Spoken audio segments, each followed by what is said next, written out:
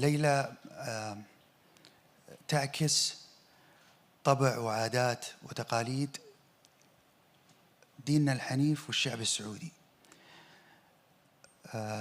ليلى اجتماعية بامتياز، مسؤولية اجتماعية بامتياز.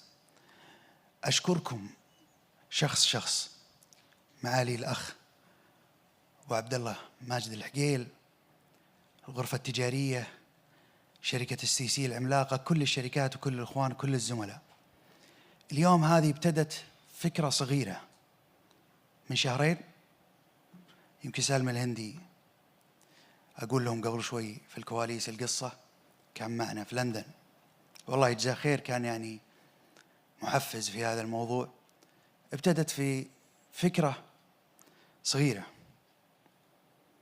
سترى النور اليوم، مضيناها وسترى النور في يناير. 300 شاب سعودي و300 شابة سعودية بدون حياتهم في تنمية الوطن وإكمال نص دينهم إن شاء الله في هذا اليوم.